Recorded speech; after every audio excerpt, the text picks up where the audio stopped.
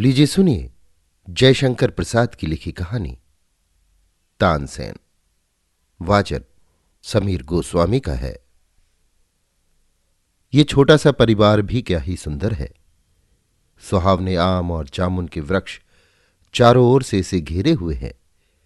दूर से देखने में यहां केवल एक बड़ा सा वृक्षों का झुरमुट दिखाई देता है, पर इसका स्वच्छ जल अपने सौंदर्य को ऊंचे ढूहों में छिपाए हुए है।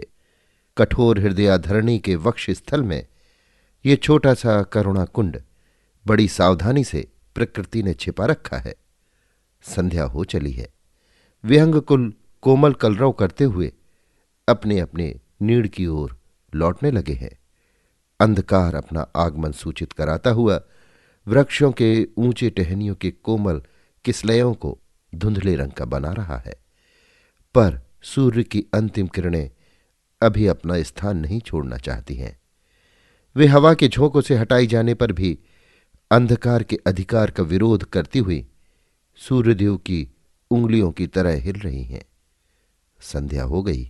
कोकिल बोल उठा। एक सुंदर कोमल कंठ से निकली हुई रसीली तान ने उसे भी चुप कर दिया। मनोहर स्वर लहरी उस सरोवर तीर से उठकर तट के सब वृक्षों को कुंजरित करने लगी। मधुर मलयानिल ताड़ित जल लहरी उस स्वर के ताल पर नाचने लगी। हर एक पत्ता ताल देने लगा।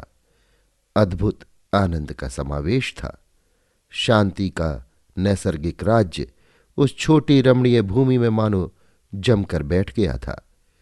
ये आनंद कानन अपना मनोहर स्वरूप एक पथिक से छिपा न सका, क्योंकि वो प्यासा था। जल की उसे आवश्यकता थी। उसका घोड़ा जो बड़ी शीघ्रता से आ रहा था रुका और वो उतर पड़ा। पथिक बड़े वेग से अश्व से उतरा, पर वो भी स्तब्ध खड़ा हो गया, क्योंकि उसको भी उसी स्वर लहरी ने मंत्रमुग्ध फड़ी की तरह बना दिया। मृगयाशील पथिक क्लांत था, वृक्ष के सहारे खड़ा हो गया। थोड़ी देर तक वो अपने को भूल गया। जब स्वर लहरी ठहरी तब उसकी निद्रा भी टूटी। युवक सारे श्रम को भूल गया। उसके अंग में एक अद्भुत स्फूर्ति मालूम हुई। वो जहां से स्वर सुनाई पड़ता था उसी ओर चला। जाकर देखा, एक युवक खड़ा होकर उस अंधकार रंजित जल की ओर देख रहा है। पथिक ने उत्साह के साथ जाकर उस युवक के कंधे को पकड़कर हिलाया। युवक का ध्यान टूटा। उसने पलटकर देखा। पथिक का वीर वेश भी सुंदर था। उसकी खड़ी मूछें उसके स्वाभाविक गर्व को तनकर जता रही थी। युवक को उसके इस असभ्य बर्ताव पर क्रोध तो आया, पर कुछ सोचकर वो चुप हो रहा। और इधर पथिक ने सरल स्वर से एक छोटा सा प्रश्न कर दिया, क्यों भाई, तुम्हारा नाम क्या है? युवक ने उत्तर दिया, रामप्रसाद। पथिक, यहां कहां रहते हो? अगर बाहर के रहने वाले हो तो चलो हमारे घर पर आज ठहरो। युवक कुछ न बोला, किंतु उसने एक स्वीकार सूचक इंगित किया। पथिक और युवक दोनों अश्व के समीप आए। पथिक ने उसकी लगाम हाथ में ले ली। दोनों पैदल ही सड़क की ओर बढ़े। दोनों एक विशाल दुर्ग के फाटक पर पहुंचे और उसमें प्रवेश किया। द्वार के रक्षकों ने उठकर आदर के साथ उस पथिक को अभिवादन किया। एक ने बढ़कर घोड़ा थाम लिया। अब दोनों ने बड़े दालानों और अमराइयों को पार करके एक छोटे से पाई बाग में प्रवेश किया। रामप्रसाद चकित था। उसे ये नहीं ज्ञात होता था कि वो किसके संग जा रहा है। हां, ये उसे अवश्य प्रतीत हो गया कि ये पथिक इस दुर्ग का कोई प्रधान पुरुष है। पाई बाग में बीचों बीच एक चबूतरा था जो संगमरमर का बना था। छोटी छोटी सीढ़ियां चढ़कर दोनों उस पर पहुंचे। थोड़ी देर में एक दासी पानदान और दूसरी वारुणी की बोतल लिए हुए आ पहुंची। पथिक, जिसे अब हम पथिक न कहेंगे, ग्वालियर दुर्ग का किलेदार था। मुगल सम्राट अकबर के सरदारों में से था। बिछे हुए पारसी कालीन पर मसनद के सहारे वो बैठ गया। दोनों दासियां फिर एक हुक्का ले आईं और उसे रखकर मसनद के पीछे खड़ी होकर चंवर करने लगीं। एक ने रामप्रसाद की ओर बहुत बचाकर देखा। युवक सरदार ने थोड़ी सी वारुणी ली। 2-4 गिलौरी पान की खाकर वो फिर हुक्का खींचने लगा। रामप्रसाद क्या करे, बैठे बैठे सरदार का मुंह देख रहा था। सरदार के ईरानी चेहरे पर वारुणी ने वार्निश का काम किया। उसका चेहरा चमक उठा। उत्साह से भरकर उसने कहा, रामप्रसाद, कुछ कुछ गाओ। ये उस दासी की ओर देख रहा था। रामप्रसाद सरदार के साथ बहुत मिल गया। उसे अब कहीं भी रोक टोक नहीं है। उसी पाई बाग में उसके रहने की जगह है। अपनी खिचड़ी आंच पर चढ़ाकर वो प्रायः चबूतरे पर आकर गुनगुनाया करता। ऐसा करने की उसे मनाही नहीं थी। सरदार भी कभी कभी खड़े होकर बड़े प्रेम से उसे सुनते थे, किंतु उस गुनगुनाहट ने एक बड़ा बेढप कार्य किया। वो ये कि सरदार महल की एक नवीना दासी उस गुनगुनाहट की धुन में कभी कभी पान में चूना रखना भूल जाया करती थी और कभी कभी मालकिन के किताब मांगने पर आफताबा ले जाकर बड़ी लज्जित होती थी। पर तो भी बरामदे में से उसे एक बार उस चबूतरे की ओर देखना ही पड़ता था। रामप्रसाद को कुछ नहीं, वो जंगली जीव था। उसे इस छोटे से उद्यान में रहना पसंद नहीं था, पर क्या करे, उसने भी एक कौतुक सोच रखा था। जब उसके स्वर में मुग्ध होकर कोई अपने कार्य में च्युत हो जाता, तब उसे बड़ा आनंद मिलता। सरदार अपने कार्य में व्यस्त रहते थे। उन्हें संध्या को चबूतरे पर बैठकर रामप्रसाद के 2-1 गाने सुनने का नशा हो गया था। जिस दिन गाना नहीं सुनते, उस दिन उनको वारुणी में नशा कम हो जाता। उनकी विचित्र दशा हो जाती थी। रामप्रसाद ने एक दिन अपने पूर्व परिचित सरोवर पर जाने के लिए छुट्टी मांगी।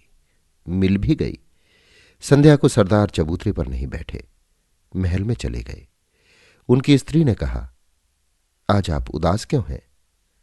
सरदार, रामप्रसाद के गाने में मुझे बड़ा ही सुख मिलता है।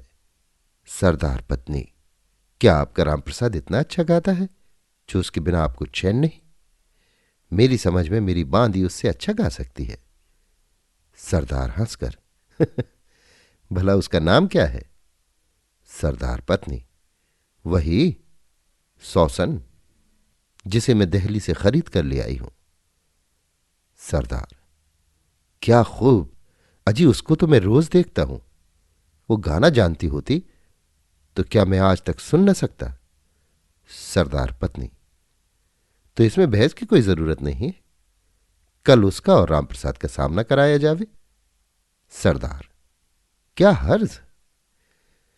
आज उस छोटे से उद्यान में अच्छी सजधज है। साज लेकर दासियां बजा रही हैं। सौसन संकुचित होकर रामप्रसाद के सामने बैठी है। सरदार ने उसे गाने की आज्ञा दी। उसने गाना आरंभ किया। कहोरी जो कहिबे की होई, बिरह बिथा अंतर की वेदन, सो जाने जेही होई। ऐसे कठिन भय पिए प्यारे, काहि सुनावो रोई। सूरदास सुखमूरी, मनोहर ले चुगयो मन गोई। कमनीय कामनी कंठ की प्रत्येक तान में ऐसी सुंदरता थी कि सुनने वाले बजाने वाले सब चित्र लिखे से हो गए। रामप्रसाद की विचित्र दशा थी, क्योंकि सौसन के स्वाभाविक भाव जो उसकी ओर देखकर होते थे, उसे मुग्ध किए हुए थे। रामप्रसाद गायक था, किंतु रमणी सुलभ भ्रूभाव से नहीं आते थे। उसके अंतरात्मा ने उससे धीरे से कहा, सर्वस्व हार चुका। सरदार ने कहा, रामप्रसाद, तुम भी गाओ। वो भी एक अनिवार्य आकर्षण से, इच्छा न रहने पर भी गाने लगा। हमारो हृदय कली सहु जीत्यो, फटत न सखी अजहूं, उही आशा बरिस दिवस पर बीत्यो। हमहू समुझी पर्यो नीके कर, ये आशा तनु रीत्यो। सुरश्याम दासी सुख सोवहूं, भययु उभय मन चीत्यो। सौसन के चेहरे पर गाने का भाव एक बारगी अरुणिमा में प्रगट हो गया। रामप्रसाद ने ऐसे करुण स्वर से इस पद को गाया कि दोनों मुग्ध हो गए।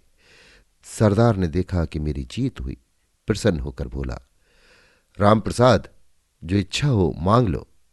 ये सुनकर सरदार पत्नी के यहां से एक बांदी आई और सौसन से बोली, बेगम ने कहा है कि तुम्हें भी जो मांगना हो हमसे मांग लो। रामप्रसाद ने थोड़ी देर तक कुछ न कहा। जब दूसरी बार सरदार ने मांगने को कहा तब उसका चेहरा कुछ अस्वाभाविक सा हो उठा। वो विक्षिप्त स्वर से बोल उठा, यदि आप अपनी बात पर दृढ़ हो तो सौसन मुझे दे दीजिए। उसी समय सौसन भी उस बांदी से बोली, बेगम साहिबा यदि कुछ मुझे देना चाहे तो अपने दासीपन से मुझे मुक्त कर दे। बांदी भीतर चली गई। सरदार चुप रह गए। बांदी फिर आई और बोली, बेगम ने तुम्हारी प्रार्थना स्वीकार की और ये हार दिया है। इतना कहकर उसने एक जड़ाऊ हार सौसन को पहना दिया। सरदार ने कहा, रामप्रसाद आज से तुम तानसेन हुए। ये सौसन भी तुम्हारी हुई, लेकिन धर्म से इसके साथ ब्याह करो। तानसेन ने कहा, आज से हमारा धर्म प्रेम है। अभी आप सुन रहे थे जयशंकर प्रसाद की लिखी कहानी तानसेन। वाचन समीर गोस्वामी का था।